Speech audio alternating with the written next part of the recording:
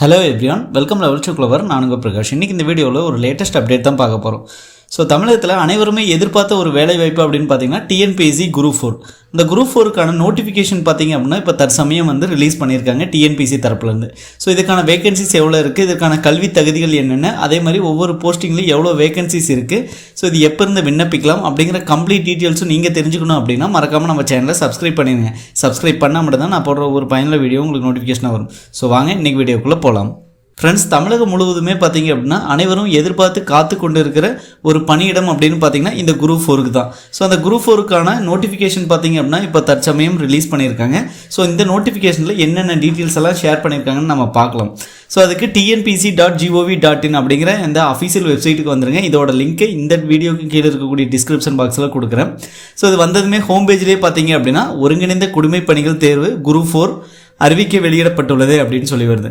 So இதில் பார்த்தீங்க அப்படின்னா ரைட் சைடு ப்ளஸ் லெஃப்ட் சைடில் பார்த்தீங்கன்னா தமிழ் மற்றும் ஆங்கிலத்தில் கொடுத்துருப்பாங்க. ஃபர்ஸ்ட்டு நான் தமிழில் ஓகே கொடுத்துக்கிறேன். அது ஓப்பன் பண்ணதும் பார்த்தீங்கன்னா இதுக்கு இந்த மாதிரி ஒரு நோட்டிஃபிகேஷன், அதாவது பிடிஎஃப் உங்களுக்கு ஷோ ஆகும். சரிங்களா? ஸோ இந்த பிடிஎஃப் பார்த்தீங்கன்னா மொத்தம் ஒரு 84 பேஜஸ் இருக்கும்.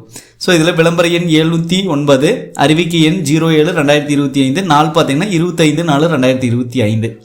ஒருங்கிணைந்த குடிமைப் பணிகள் தேர்வு குரூப் 4ல் உள்ள பதவிகளுக்கான நேரடி நியமனத்திற்கான விண்ணப்பம் இணையவழி மூலம் மட்டுமே வரவேற்கப்படுகிறது அப்படின்னு சொல்லியிருக்காங்க.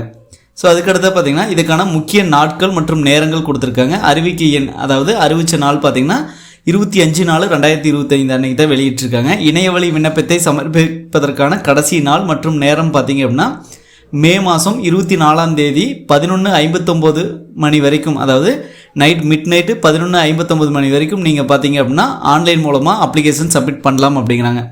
அதுபோக நீங்கள் இந்த விண்ணப்பம் ஆன்லைன் மூலமாக சப்மிட் பண்ணதுக்கு அப்புறம் ஏதாவது நீங்கள் கரெக்ஷன் பண்ணுறீங்க அப்படிங்கிற பட்சத்துக்கு அதுக்கு ஒரு டேட் கொடுத்துருக்காங்க. அதுவும் மே 29ஆம் தேதியிலிருந்து மே 31ஆம் தேதி வரைக்கும் மொத்தம் பார்த்தீங்க அப்படின்னா 3 நாள் கொடுத்துருக்காங்க. ஸோ அந்த 3 நாளில் நீங்கள் ஏதாவது கரெக்ஷன் பண்ணணும் அப்படின்னா கரெக்ஷன் பண்ணிக்கலாம். ஸோ அதுக்கடுத்ததாக தேர்வு நடைபெறும் நாள் மற்றும் நேரம் 12/7/2025 அன்னைக்கு நடைபெறும் அப்படின்னு சொல்கிறாங்க. ஜூலை 12ஆம் தேதி, அதாவது சனிக்கிழமை இந்த டைம் எக்ஸாம்ஸ் வச்சுருக்காங்க. 9:30 மணி முதல் 12:30 மணி வரைக்கும் அப்படின்னு. அதுக்கு அடுத்தா பார்த்தீங்கன்னா விண்ணப்பிக்கும் முறையெல்லாம் கொடுத்துருக்காங்க. ஸோ ஒரு முறை பதிவு மற்றும் இணையவழி OTR மூலமாக நீங்கள் ஃபஸ்ட்டு ரிஜிஸ்ட்ரேஷன் பண்ணணும். அதுக்கப்புறம் நீங்கள் பார்த்தீங்க அப்படின்னா உங்களோட அப்ளிகேஷன் சப்மிட் பண்ணுற மாதிரி இருக்கும். அதுக்கடுத்து பார்த்தீங்கன்னா நம்ம ஆல்ரெடி சொன்ன மாதிரி தான் விண்ணப்பத்தை திருத்தம் செய்கிறதுக்கான டேட்டும் பார்த்தீங்கன்னா 3 நாள் கொடுத்துருக்காங்க. அதே போல் பதவி விருப்ப தேர்வு அப்படின்னு சொல்லி ஒன்று கொடுத்துருக்காங்க. தேர்வர்கள் இவ்வறிக்கையில் கோரப்பட்டுள்ள வனக்காப்பாளர், ஓட்டுநர் உரிமத்துடன் கூடிய வனக்காப்பாளர், வனக்காவலர் மற்றும் வனக்காவலர், பழங்குடியினர், இளைஞர் ஆகிய பதவிகளுக்கான தெரிவுக்கு பரிசீலிக்கப்பட வேண்டுமெனில் அவர்களது விருப்பத்தினை இணையவழி விண்ணப்பத்தில் பதிவு செய்ய வேண்டும் அப்படின்னு சொல்கிறாங்க. அதாவது இந்த ஃபாரஸ்ட் சம்மந்தமாக நீங்கள் ஏதாவது போஸ்ட்டுக்கு அப்ளை பண்ணுறீங்க அப்படிங்கிற பட்சத்தில் அதை நீங்கள் குறிப்பிடணும் அப்படின்னு சொல்லியிருக்காங்க.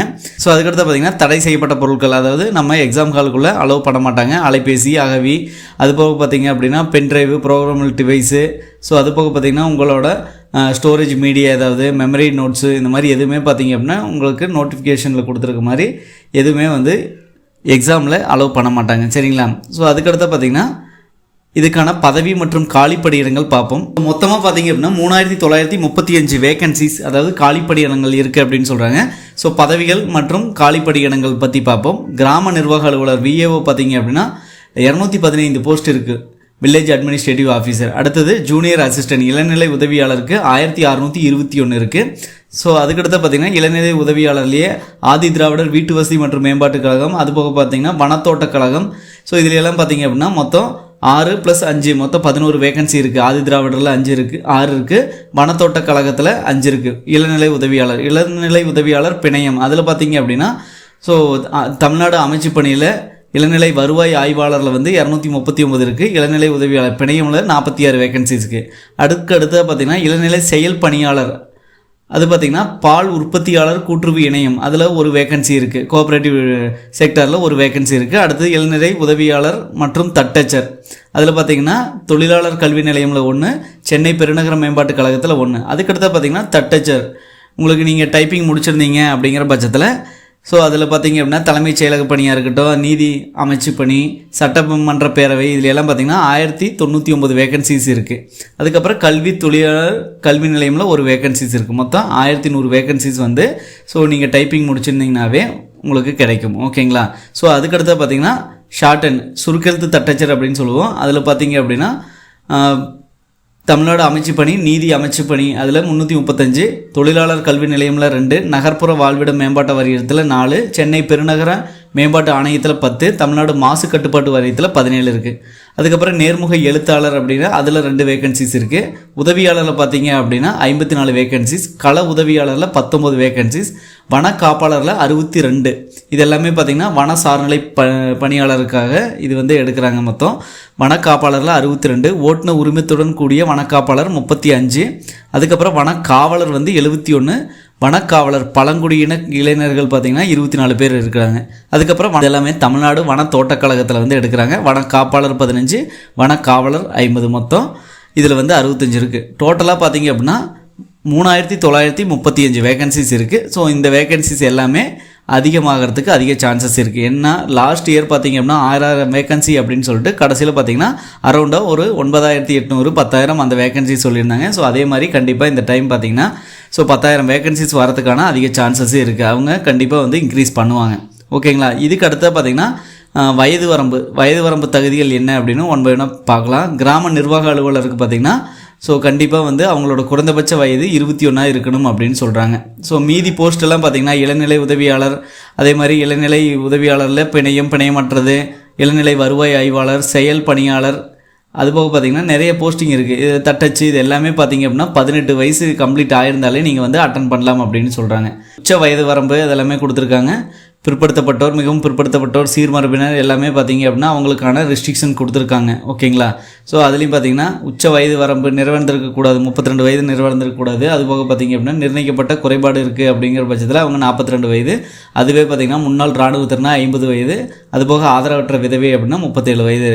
ஸோ இது எல்லாமே நீங்கள் ஏஜ் டீட்டெயில்ஸ் எல்லாமே பார்த்துங்க. அதுக்கடுத்து பார்த்திங்க அப்படின்னா பிற்படுத்தப்பட்டோர், மிகவும் பிற்படுத்தப்பட்டோர், சீர்மரபினர் இவங்க எல்லாம் பார்த்திங்க அப்படின்னா எவ்வளோ ஏஜ் அப்படின்னு சொல்கிறாங்க. இதுக்கு மேலே பார்த்தது இந்த இனத்தில் சாராதவங்களுக்கு. ஸோ இது பார்த்திங்க அப்படின்னா அந்த சார்ந்தவங்களுக்கு பார்த்திங்கன்னா ஸோ 34 37 இருக்கலாம். அதே மாதிரி அவங்க வந்து பிற்படுத்தப்பட்டோர், மிகவும் பிற்படுத்தப்பட்டோர் அப்படின்னா அவங்க வந்து மாற்றுத்திறனாளியாக இருக்காங்க அப்படிங்கிற பட்சத்தில் அவங்களுக்கு வந்து கிராம நிர்வாக அலுவலராக இருந்தால் 52 வயசு வரைக்கும் எழுதலாம். அதுவே பார்த்திங்க அப்படின்னா நார்மல் இருக்காங்க அப்படின்னா 44 to 47 இந்த மாதிரி சொல்லியிருக்காங்க. எல்லாமே பார்த்திங்க அப்படின்னா அவங்களோட ஏஜ் வயசு கொடுத்துருக்காங்க. நீங்கள் இந்த ஒன்ஸ் ரீட் பண்ணிங்க அப்படின்னாலே உங்களுக்கே வந்து தெரிஞ்சிடும். ஓகேங்களா? ஸோ அதற்கடுத்த பார்த்திங்க அப்படின்னா கல்வி தகுதி கொடுத்துருக்காங்க. கல்வி தகுதி அப்படிங்கிறது கிராம நிர்வாக அலுவலர் குறைந்தபட்சம் பொதுக்கல்வி தகுதி கட்டாயம் பெற்றிருக்க வேண்டும். அதாவது அவங்க 10th பாஸ் பண்ணியிருக்கணும் அப்படின்னு சொல்கிறாங்க. ஜென்ரல் எஜுகேஷன் அவங்க முடிச்சிருக்கணும். அதுபோக இளநிலை உதவியாளர் இதுக்கெல்லாம் பார்த்தீங்க அப்படின்னா நீங்கள் 10th பாஸ் பண்ணியிருக்கணும், தேர்ச்சி பெற்றிருக்கணும். குறைந்தபட்ச பொதுக்கல்வி தான் இதுக்கு சொல்லியிருக்காங்க. ஓகேங்களா? ஸோ 10th பாஸ் பண்ணியிருந்தாலே போதும். இளநிலை வருவாய் ஆய்வாளருக்கும் குறைந்தபட்ச பொதுக்கல்வி தகுதி பெற்றிருக்கணும். அதுக்கப்புறம் இளநிலை செயல் பணியாளர் அப்படின்னா பால் உற்பத்தியாளர் கூட்டுறவு அங்கீகரிக்கப்பட்ட பல்கலைக்கழகம் மற்றும் நிறுவனத்தில் பட்டம் பெற்றிருக்கணும் அப்படிங்கிறாங்க. கூட்டுறவு பயிற்சியில் கட்டாயம் தேர்ச்சி பெற்றிருக்கணும். அதாவது டிப்ளமோ இன் கோஆப்ரேட்டிவ் மேனேஜ்மெண்ட்டில் அவங்க பாஸ் ஆகிருக்கணும். அதுக்கடுத்த தமிழ்நாடு அரசு தொழில்நுட்ப கல்வி இயக்குனரால் நடத்தப்பட்ட கணினியல் அலுவலக சான்று, அதாவது COA ஆட்டோமேட்டட் கோர்ஸ் சொல்லுவோம், கம்ப்யூட்டர் ஆட்டோமேட்டட் கோர்ஸ், அந்த கோர்ஸ் முடிச்சிருக்கணும் அப்படிங்கிறாங்க. சப்போஸ் அது முடிக்கல அப்படின்னா அவங்களோட UG அல்லது PG படிச்சிருக்காங்க. ஸோ இதில் பார்த்தீங்க அப்படின்னா அவங்க வந்து கம்ப்யூட்டரை ஒரு பாடமாக எடுத்திருக்கணும் அப்படின்னு சொல்கிறாங்க. அதுக்கப்புறம் இளநிலை உதவியாளர் மற்றும் தட்டச்சர் அப்படின்னாவே கண்டிப்பாக அவங்க தட்டச்சு ஆங்கிலத்திலும் முதுநிலை மற்றும் தமிழில் இளநிலை அல்லது முதுநிலை முடிச்சிருக்கணும் அப்படின்னு சொல்லியிருக்காங்க. ஸோ சென்னை பெருநகரம் மேம்பாட்டு ஆணையத்திற்கும் அதுக்கும் பார்த்திங்க அப்படின்னா இந்த இளநிலை உதவியாளர் மற்றும் தட்டச்சருக்கு அந்த வேகன்சிஸ் கொடுத்துருக்காங்க. ஓகேங்களா? அதுக்கும் பார்த்திங்க அப்படின்னா தமிழ்நாடு அரசு தொழில்நுட்ப கல்வி இயக்குனரால் நடத்தப்பட்ட இந்த சான்று COA சான்று இருக்கணும் அப்படின்னு சொல்கிறாங்க. ஒவ்வொரு போஸ்டிங்க்கு இது வந்து கொடுத்துருக்காங்க. தட்டச்சராக இருந்தாங்க அப்படின்னா நீங்கள் டைப்பிங்காக இருந்தீங்கன்னா குறைந்தபட்சம் 10th நீங்கள் முடிச்சிருக்கணும். அதுக்கப்புறம் அரசு தொழில்நுட்ப தட்டச்சு தேர்வில் கீழ்கண்டவற்றை தேர்ச்சி பெற்றிருக்கணும். அதே மாதிரி தமிழ் மற்றும் ஆங்கிலத்தில் முதுநிலை முடிச்சிருக்கணும். அதே மாதிரி தமிழ் முதுநிலை மற்றும் ஆங்கிலத்தின் இளநிலை அல்லது ஆங்கிலத்தில் முதுநிலை மற்றும் தமிழில் இளநிலை இது எல்லாமே முடிச்சிருந்தது அப்படின்னா கண்டிப்பாக உங்களுக்கு ப்ரிஃபரன்ஸ் இருக்குது அப்படிங்கிறாங்க. தமிழ்நாடு அரசு தொழில்நுட்ப கல்வி இயக்குனரால் நடத்தப்பட்ட கணினி அலுவலகர், அதாவது COA சான்று இருக்கணும் அப்படின்னு சொல்கிறாங்க. ஸோ அதுக்கப்புறம் சுருக்கெழுத்து தட்டச்சர், அதாவது ஷார்ட் ஹேண்ட் அப்படின்னு சொல்லுவோம். ஸோ அதுலேயும் பார்த்திங்க அப்படின்னா அரசு தொழில்நுட்ப தட்டச்சு மற்றும் சுருக்கெழுத்து தேர்வில் தமிழ், ஆங்கிலம் இதில் எல்லாம் முதுநிலை, அப்படி இல்லை அப்படின்னா தமிழில் முதுநிலை மற்றும் ஆங்கிலத்தில் இளநிலை, அப்படி இல்லை அப்படின்னா ஆங்கிலத்தில் முதுநிலை மற்றும் தமிழில் இளநிலை. ஸோ இந்த மாதிரி நீங்கள் படிச்சிருக்கணும் அப்படிங்கிறாங்க. இவங்களும் COA சர்டிஃபிகேட் இருக்கணும் அப்படின்னு சொல்கிறாங்க. ஸோ அதுக்கடுத்து பார்த்திங்கன்னா ஒவ்வொரு போஸ்டிங்கே கொடுத்துருக்காங்க. இந்த வீடியோ கீழே இருக்கக்கூடிய டிஸ்கிரிப்ஷன் பாக்ஸில் இந்த PDF நான் அட்டாச் பண்ணுறேன், நீங்களும் அதை பார்த்துங்க. ஓகேங்களா? அதுக்கடுத்த கூட்டுறவு பயிற்சி அப்படின்னா என்ன அதெல்லாம் சொல்லியிருக்காங்க.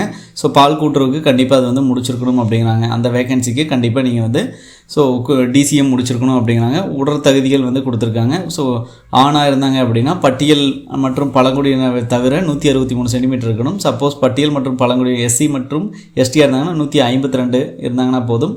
மார்பு சுற்றளவு பார்த்திங்க அப்படின்னா இது எல்லாமே வனக்காவலர் பழங்குடி இடையினர் இவங்களுக்கெல்லாம் பார்த்திங்கன்னா இந்த எக்ஸ்பென்ஷன் சொல்லியிருக்காங்க. ஓகேங்களா? ஆண் பெண் மற்றும் திருநங்கையில் இருக்காங்க அப்படின்னா அவங்களோட உடற்தகுதி வந்து கட்டாயம் அப்படிங்கிறாங்க. இது இந்த பதவிகளுக்கு மட்டும்தான், அதாவது வனக்காப்பாளர், ஓட்டுநர் உரிமத்துடன் கூடிய வனக்காப்பாளர், ஓகேங்களா, மற்றும் காவலர் இவங்களுக்கு தான் பார்த்திங்கன்னா இந்த மெஷர்மெண்ட்டில் வேணும் தேவைப்படும் அப்படின்னு சொல்லியிருக்காங்க. ஸோ அதற்கடுத்து பார்த்திங்க அப்படின்னா அவங்களுக்கு பார்வை, அதாவது ஓட்டுநர் உரிமத்துடன் கூடிய வனக்காப்பாளர் பதவிக்கு தேவையான பார்வை திறன் இருக்கணும் அப்படின்னு சொல்கிறாங்க. தூர் பார்வைனா 6 இருக்கணும், இடது கண்ணு வலது கண்ணு 6 இருக்கணும், கிட்ட பார்வைனா 0.5 இதெல்லாம் இருக்கணும் அப்படின்னு சொல்கிறாங்க. தமிழ் மொழியில் தகுதி தேர்வு இதெல்லாமே இருக்குது. ஸோ நம்ம அதை ஒன் பை ஒன்னாக பார்க்கலாம். ஓகேங்களா? ஸோ அதுக்கடுத்து பார்த்திங்கன்னா அங்கீகரிக்கப்பட்ட போட்டிகள் மற்றும் விளையாட்டுத் துறைகளில் மதிப்பெண் வழங்குதல், அதாவது நீங்கள் சர்வதேச அளவிலான போட்டிகள் விளையாடி இருக்கீங்க அப்படிங்கிற பட்சத்தில் உங்களுக்கு அதுக்கு தகுந்த மாதிரி மார்க்ஸ் கொடுப்பாங்க. அதே மாதிரி தேசிய அளவிலான போட்டிகளாக இருக்குது. அதே மாதிரி தேசிய பள்ளி விளையாட்டு போட்டிகளில் பள்ளி அணிகள் இந்த மாதிரி முதல் 3 இடங்களுக்கு தகுதி பெற்றவர்கள் இவங்க எல்லாமே பார்த்திங்க அப்படின்னா இதுக்கான க்ரைட்டீரியா கொடுத்துருக்காங்க. நீங்கள் அதுக்கு தகுந்த மாதிரி அப்ளை பண்ணிக்கணும் அப்படிங்கிறாங்க. தேர்வுமுறை திட்டம் இதில் வந்து 3 பிரிவாக பிரிச்சிருக்காங்க. பகுதி A மற்றும் E. ஸோ ஃபஸ்ட்டாக பார்த்திங்கன்னா பகுதி ஆவில் தமிழ் தகுதி மற்றும் மதிப்பீட்டு தேர்வு, அது 100 வினாக்கள் இருக்குது, அதுக்கான மதிப்பெண் 150. ஸோ பகுதி A பொது அறிவு, இதில் 75 கொஸ்டின்ஸ் இருக்கும். அதுக்கப்புறம் பார்த்திங்கன்னா பகுதி ஈயில் திறனறிவு மற்றும் மனக்கணக்கு நுண்ணறிவு. ஸோ ஆப்டிடியூடில் பார்த்திங்கன்னா 25. டோட்டலாக பார்த்திங்க அப்படின்னா 200 கொஸ்டின் இருக்கும், 300 மார்க். ஓகேங்களா? ஸோ இதுக்கு எல்லாமே பார்த்திங்கன்னா கொள்குறி வகை, அதாவது OMR ஷீட்டில் தான் நம்ம ஃபில் பண்ணுற மாதிரி இருக்கும். OMR ஷீட்டு புதுசாக வந்து அவங்க ரிலீஸ் பண்ணியிருக்காங்க. அந்த OMR ஷீட்டை பற்றி நீங்கள் தெரிஞ்சுக்கணுன்னா இந்த வீடியோக்கு மேலே இருக்கக்கூடிய கார்ட்ஸில் அதோட வீடியோவோட லிங்க் கொடுக்குறேன், நீங்களும் செக் பண்ணிக்கங்க. ஸோ அதுபோக பார்த்திங்க அப்படின்னா தேர்வர் பகுதி ஆவில் குறைந்தபட்ச தகுதி மதிப்பெண்களாக 40% நீங்கள் எடுத்துருக்கணும். அதாவது நீங்கள் பார்த்திங்க அப்படின்னா 150 மார்க்குக்கு தமிழில் நீங்கள் 60 மார்க் எடுத்துருக்கீங்க அப்படின்னா மட்டும்தான் உங்களோட இந்த OMR வேல்யூஷன் பண்ணுவாங்க. சரிங்களா? ஸோ அதுதான் பார்த்திங்கன்னா தமிழ் தகுதி தேர்வு அப்படின்னு சொல்கிறது. ஸோ அதுக்கப்புறம் பார்த்திங்கன்னா தேர்வுகளுக்கான தகவல் பரிமாற்றம், பணி நியமன இடஒதுக்கீடு, தேர்வாணையத்துடன் தகவல் தொடர்பு கொள்வது. ஸோ உங்களுக்கு ஏதாவது பேமெண்ட்டில் இந்த மாதிரி ஏதாவது இஷ்யூ இருக்குன்னா அதுக்கான ஒரு நம்பர் கொடுத்துருக்காங்க. 180041900958 அப்படிங்கிற கட்டணமில்லா தொலைபேசின்னு கொடுத்துருக்காங்க. ஸோ வேலை நாட்கள் காலை 10 மணி முதல் மாலை 5:45 மணி வரை தொடர்பு கொள்ளலாம் அப்படிங்கிறாங்க. ஸோ இதுக்கு அப்புறம் பார்த்திங்க அப்படின்னா எப்படி இதுக்கு அப்ளை பண்ணுறது அப்படிங்கிற எல்லா டீட்டெயில்ஸும் வரக்கூடிய வீடியோவில் பார்ப்போம். ஸோ இது பார்த்திங்க அப்படின்னா முழுக்க ஆன்லைன் மூலமாக தான் அப்ளை பண்ணுறது. தேர்வு மையங்கள் அப்படின்னா தமிழகத்தில் மேக்ஸிமம் எல்லா பக்கமே வந்து இதுக்கான தேர்வு மையங்கள் கண்டக்ட் பண்ணுவாங்க. சரிங்களா? ஸோ எல்லா பக்கமே நீங்கள் சொந்த ஊர்லேயே சொந்த தாலுக்காவிலேயே நீங்கள் பார்த்தீங்க அப்படின்னா நீங்கள் வந்து எக்ஸாம்ஸ் எழுதிக்கலாம். சரிங்களா? ஸோ கண்டிப்பாக பார்த்தீங்க அப்படின்னா இதுக்கான வேகன்சிஸ் வந்து ரிவைஸ் ஆகும். 3935 வேகன்சிஸ் தான் இருக்குது அப்படின்னு நினைக்காதீங்க. லாஸ்ட் இயர் பார்த்தீங்கன்னா 6000 + சம்திங் தான் இருந்தது. கடைசியில் பார்த்தீங்க அப்படின்னா 10000 வேகன்சிஸ் பண்ணிட்டாங்க. ஸோ கண்டிப்பாக அடுத்த வருஷம் எலெக்ஷன் வர ஒரு காரணத்தினால ஸோ இதோட வேகன்சிஸ் அப்படிங்கிறது பார்த்தீங்கன்னா சட்டசபையிலேயே பட்ஜெட்டில் சொல்லியிருந்தாங்க. மொத்தம் 75000 காலிப்பணிகள் வந்து நிரப்பப்படும் அப்படின்னு சொல்லிட்டு. ஸோ கண்டிப்பாக TNPSC Group 4ல் 10000 வேகன்சிஸ் அப்படிங்கிறது இன்றியமையாதான் இருக்கும் அப்படின்னு நினைக்கிறேன். ஸோ இதற்கு அடுத்த வீடியோஸ் எல்லாமே பார்த்தீங்க அப்படின்னா நம்ம இந்த Group 4 ஸோ அது சம்மந்தமான வீடியோஸாகவே இருக்கும். நீங்கள் மறக்காமல் நம்ம சேனலை ஃபாலோ பண்ணி வைங்க. மற்ற வீடியோவில் சந்திக்கும் முறை உங்களிடமிருந்து விடைபெறுவது உங்கள் பிரகாஷ். பாய், டேக் கேர்.